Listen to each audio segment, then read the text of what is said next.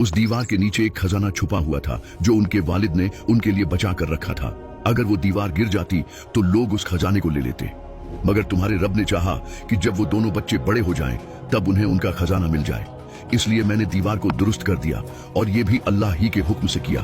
फिर हजरत खिज्र अलैहिस्सलाम ने फरमाया, मैंने ये सब कुछ अपनी मर्जी से नहीं किया, ये सारे काम मुझे मेरे रब ने दिखाए और हुक्म फरमाया, ए मूसा, ये हैं वो हकीकतें जिन पर तुम सब्र नहीं कर सके। हालांकि एक बच्चे की जान लेना एक बेहद हैरत अंगेज और तकलीफदेह बात लगती है, लेकिन इन तमाम वाकयात से ये मालूम होता है कि अल्लाह का इल्म हमारी सोच और तसव्वुर से कहीं ज्यादा गहरा और हिकमत से भरपूर है। यहाँ तक कि एक अजीम नबी हजरत मूसा अलैहिस्सलाम भी उसे फौरन नहीं समझ सके, तो फिर हम जैसे आम लोग अगर किसी बात को न समझ पाए तो उसमें कोई ताज्जुब नहीं। हजरत खिज्र अलैहिस्सलाम अल्लाह के खास बंदे हैं जिन्हें रब्बानी इल्म अता किया गया। इस इल्म के जरिए हजरत खिज्र अलैहिस्सलाम वो हकीकतें देख सकते हैं जो दूसरों से ओझल होती हैं और ऐसे काम कर सकते हैं जो इंसानी तासुर से परे हैं। वो हवा में रहते हुए दुआ कर सकते हैं, एक पल में एक जगह से दूसरी जगह पहुंच सकते हैं और अगर चाहें तो किसी और शक्ल में भी नजर आ सकते हैं। ये सब वो राज हैं जो उन्हें अल्लाह ने अपनी रहमत से अता किए। इसी सफर के दौरान एक बेहद इशारतन लम्हा भी आया जब हजरत मूसा अलैहिस्सलाम और हजरत खिज्र अलैहिस्सलाम दो समुंदरों के मिलन स्थल पर पहुंचे। वहीं एक परिंदा समुंदर के किनारे आया और अपनी छोटी सी चोंच से समुंदर से एक कतरा पानी लिया।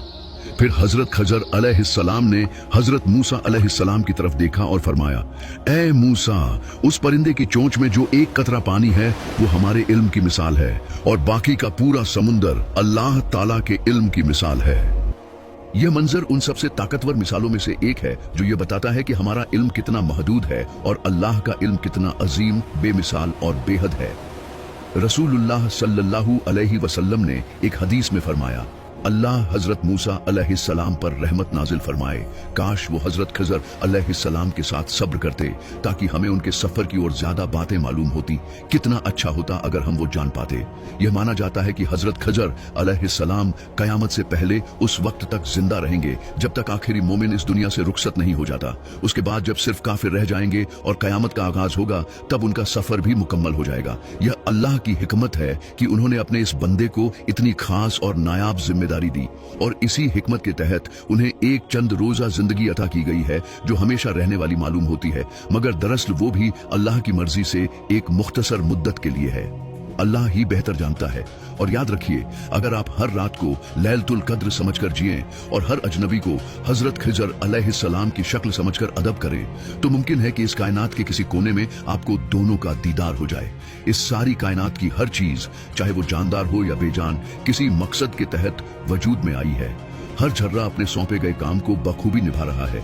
मलकुल मौत हजरत इजराइल अलैहिस्सलाम को रूहें कब्ज करने का काम सौंपा गया है। हर बारिश की बूंद, हर दरख्त का पत्ता, हर पत्थर और हर छोटा कीड़ा तक अल्लाह की बनाई हुई तदबीर और नज़्म ज़ब्त के मुताबिक काम कर रहा है। हर वाकया, चाहे वो हमारी नजर में अच्छा हो या बुरा, अल्लाह की हिकमत का हिस्सा है। कभी कभी हम सोचते हैं कि एक वायरस ने पूरी दुनिया को अपने शिकंजे में ले लिया, लोग मर रहे हैं, या हम जंगों को देखते हैं, मासूम बच्चे जान गंवा रहे हैं, लेकिन हमारी महदूद सोच उन गहरी हिकमतों तक नहीं पहुंच सकती जो इन तमाम हालात के पीछे छुपी होती है। अल्लाह ही बेहतर जानता है। कभी कभी हालात बहुत स्याह, अंधेरे और मायूस कर देने वाले लगते हैं, मगर ये जो कहा जाता है हर चीज में कोई भलाई होती है, ये बात बेवजह नहीं कही गई। भलाई का मतलब हमेशा ये नहीं होता कि हमें खुशी या आसानी ही मिले। कभी कभी ऐसे वाकयात जिंदगी में आते हैं जो बहुत तकलीफदेह नजर आते हैं, मगर अगर हम ये कहें अल्लाह के हर काम में कोई वजह है, चाहे मैं अभी न समझ सकूं, तो अल्लाह ताला हमें उस छुपी हुई हिकमत की झलक दिखाना शुरू कर देते हैं। लेकिन अगर हम उन्हीं हालात को बदगुमानी और नेगेटिव सोच के साथ देखें तो उस हिकमत को समझना और भी मुश्किल हो जाता है। अब आप जानते हैं कि जो शख्स जाहिरन एक जरूरतमंद इंसान लगे, हो सकता है वो उससे कहीं ज्यादा हो, कभी किसी बस में, कभी बाजार के शोर में, या मुमकिन है अभी इसी वक्त वो हमारे दरमियान हो।